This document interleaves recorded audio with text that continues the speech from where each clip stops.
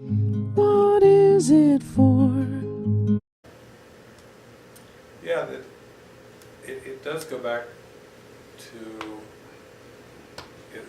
looking for purpose in terms of the world. And so you could say that the world was made in hatred.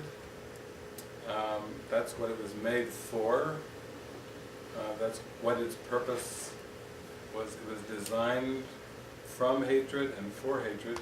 And for most people, if they look at all the wars and the conflicts that go on every scale, from interpersonal to psychic conflicts to families, societies, countries clashing, detonating nuclear devices in Hiroshima, Nagasaki, for whatever, it's vicious.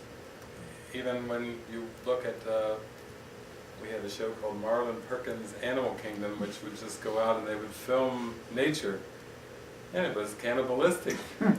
Everything eating everything else. And they would just go around filming. And you'd film in this, and then they'd film a little more, they'd film a little more. It was just, who's going to get eaten today? Who is lunch today? Is really, they could have called it the thing. And so on every single level, that hatred and that viciousness is played out.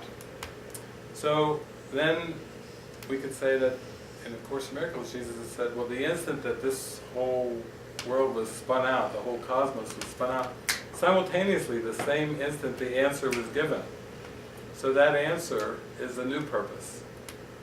Now this is the purpose that we give to the world.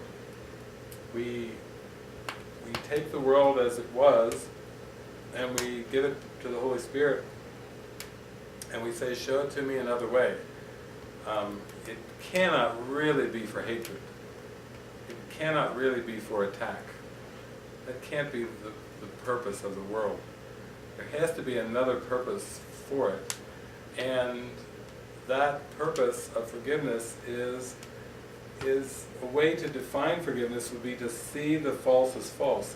So it's not like we're trying to interpose like some kind of a positive meaning on what was made out of hate. We're just withdrawing the old purpose from it, and we're just humbly saying to the Spirit, show me the world anew, give me the world back in a new way, where I can appreciate it, where I can have a sense of gratitude for everything and everyone in it.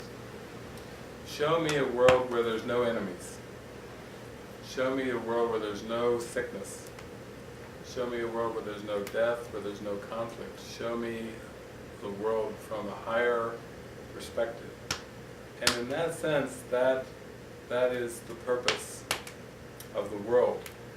It's just that if you look for that purpose to have some kind of specific meaning, like a happy ending somehow, whatever that would be, it still misses the mark of what's possible, of seeing it all from a higher perspective or unified.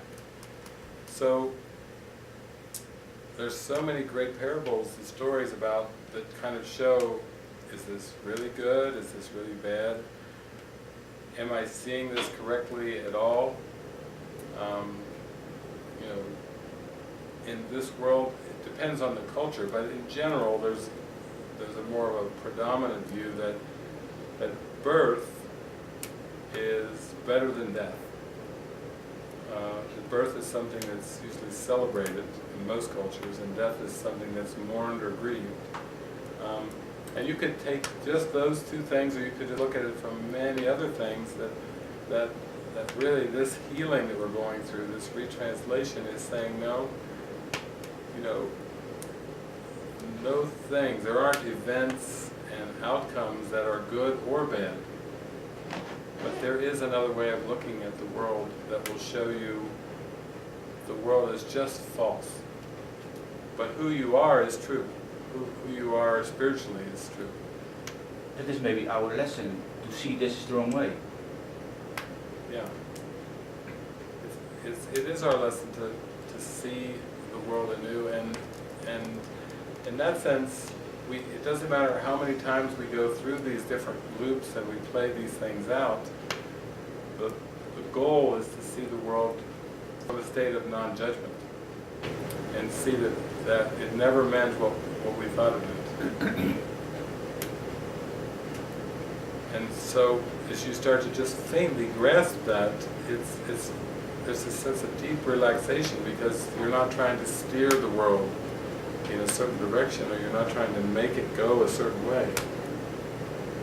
It's like you can start to see things all as equally acceptable. Every conceivable outcome can be seen from a higher perspective, and in that sense, it's made new. There's not a sense of trying to fight against something, change the world.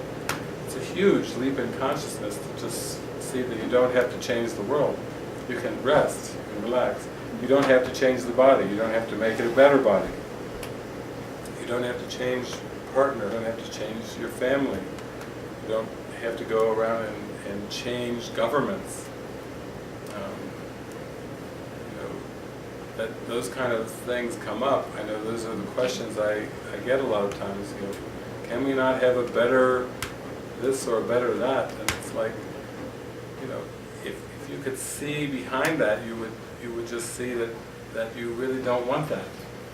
You just want peace. Yeah. Thank you. What is it for?